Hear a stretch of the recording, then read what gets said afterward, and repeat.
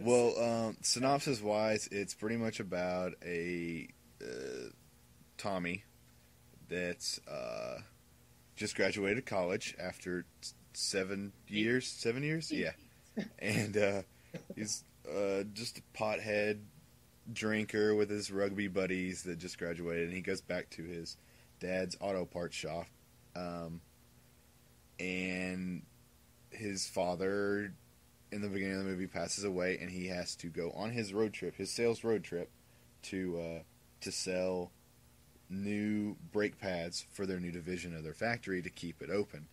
And David Spade is pretty much the right-hand man of Tommy's dad and is funnily forced along to assist him and guide him on this path because he's the brains and, Tommy's the family. So... Well, and he's the street smarts. yeah. Street smarts, I guess. Street smarts. Because book smarts waved bye-bye to you a long time ago. Again, quoting.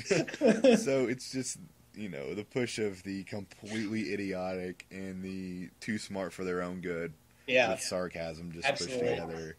And it's just their journey on uncovering some stuff and trying to save this family-owned business. Exactly. But the plot really doesn't matter. No. Like any comedy, it's just... Yeah.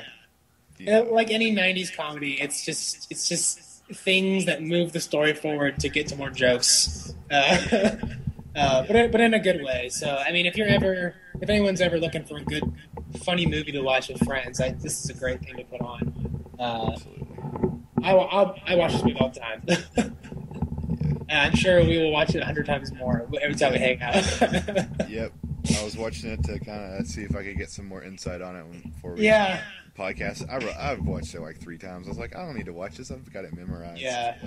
Well, another good thing is that, if you ever do some research on it, David Spade and Chris were really good friends in real life when they weren't on the set of the film. So, and you really get that in this, it's like a buddy movie. So, and they really are buddies. So it's just... They feed off each other really well.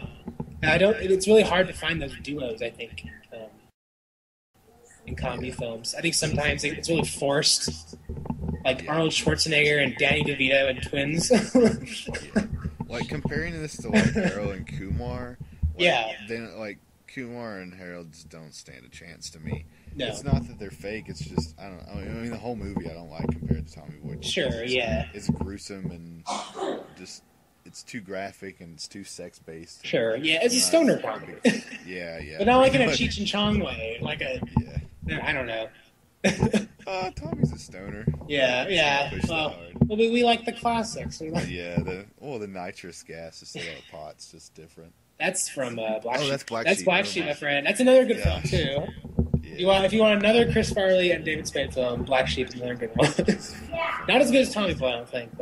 But they feed off each other. Yeah, exactly. So, so Tommy Boy. I feel like if he hadn't died so early that they would have kept it. Yeah, he probably would have done a lot of good, funny things, I think. This is definitely him at his best, so... Absolutely. Absolutely. Easy pick that up. You can go to Walmart and find it for $5. I think you can get it on Netflix, too, I think. I don't know. I don't keep up with Netflix. They don't have that many movies. But I'm sure it's on there. It's not hard to find. No, absolutely not. But yeah, you won't pay over $5 for it if you do find it. I say buy it. Yeah, I agree. Own this film, I think. I mean, you can have it on a date. You can have it with your family. Like it's not bad at all. It's just everyone's gonna laugh at it. It's completely relatable. So for our off the radar movie of the week, we have Bubba Ho-Tep. Which actually Kyle exposed me to this movie, so I'm going to let you intro it because this movie's hilarious. For those of you who are familiar with the work of Sam Raimi and who could forget Bruce Campbell, the ever-loving Bruce Campbell. For those of you who don't know who Bruce Campbell is, just go rent Evil Dead 1 and 2 and Army of Darkness, and you'll understand who Bruce Campbell is. He's a horror icon. Possibly one of the coolest people who's ever lived. Hilarious guy. Bruce Campbell is Elvis in this movie. Elvis decides that he's tired of the fame and the fortune, so he switches places with an Elvis impersonator. And his life goes on. The Elvis impersonator dies, and now he's stuck in this retirement home in his 70s or however old he is. He's old Elvis, and no one believes he's Elvis. So he's just laying around this retirement home, and his best friend is a black guy in a wheelchair who thinks he's JFK. So we have old Elvis and black JFK, and they live in this retirement home. And well, a mummy comes to this retirement home, and he's dressed in a cowboy outfit. And so this mummy is feeding on the souls of old people, and old Elvis and black JFK have to stop the mummy. And it's a really off the wall, strange film, but it's really enjoyable and it's hilarious, and it's just one of those things that you kind of have to see. It's really fun to watch, and it's in true Bruce Campbell style. It is extremely campy, and it's just a lot of fun to watch. It's a great Halloween movie. If you're looking for something weird to watch in Halloween, I definitely recommend this film. I enjoy the style of comedy of it. Yeah. Pretty much, it's not. It's like we just talked about Tommy Boy, and it's crazy, fun, in your face, dumb versus sarcasm, dumb versus serious type. This is more just dry.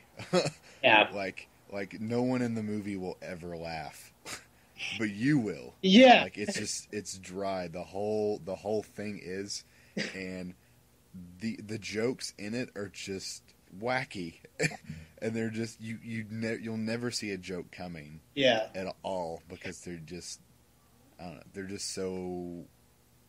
Well, and the tone of the film is like a retirement home. Yeah.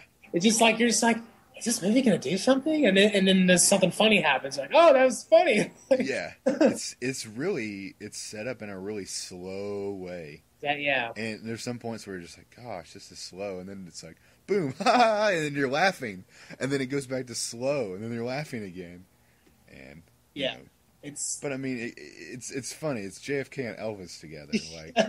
Like how can that? That's already funny. We're already laughing. Sure, yeah. I mean, this scene where they're walking down the hallway together to go fight the mummy is probably the most epic walk scene ever captured. It's pretty good. I mean, this is the geriatric action movie. And they have a scene in the bathroom where they talk about pooping souls. Something like that, yeah. Yeah, since the mummy sucks souls out of your butt. They think that there's something written on the wall. I don't remember what it is. It was like on the bathroom stall. Hieroglyphic graffiti. Yeah. And he breaks it down into something stupid. Yeah. Of what it says, but yeah. they think that that the mummy wrote it on the bathroom stall while he was pooping souls. Yeah. And it's just like it's worse because they eat your soul and then you're just gone. Like you don't get to be a soul. Toilet. It's just, who thought of that? Like, it's just. I said this was directed by Sam Raimi. Was I correct in that? I don't know. I feel like I'm wrong. I would hate to say something on this show and it'd be wrong. I mean, I doubt we have a bunch of followers. This is our first episode. The director is Don Carcerelli. Oh, okay. Yeah, well, never mind then. Well, I mean, maybe it's just because it's Bruce Campbell and he's always in Sam Raimi films. That's probably. And it has a similar feel to Sam Raimi's films to me. Kind of that, I don't know. It's hard to describe Sam Raimi's films. They're just crazy, but I don't know. Okay, well, I guess I was wrong about off the beaten path. Yeah, I mean this is too. So, but it's a good movie. So if you're it's a rainy day, you need to check something weird out. Bubba Ho-Tep. That's the way to go. For sure. Absolutely. For sure. All right. So anything else you think you need to say about these movies? Maybe. No.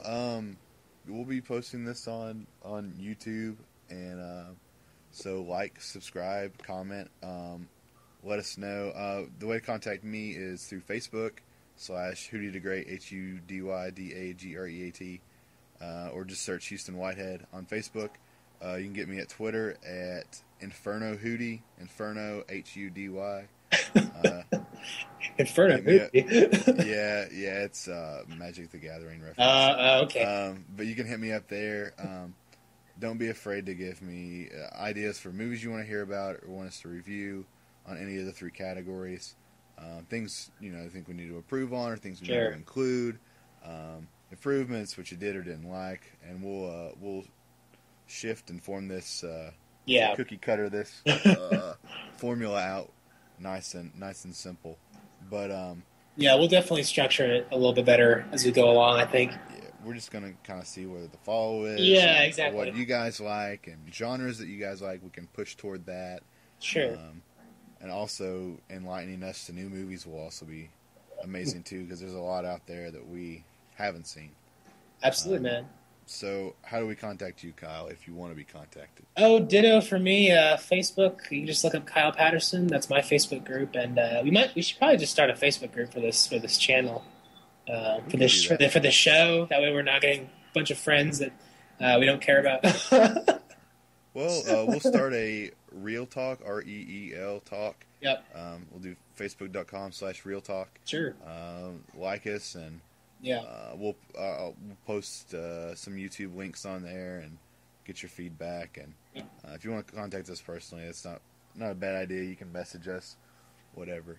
Yep, absolutely. Okay, guys. Well, thanks for listening to our show. We'll hope to see you next time. We will.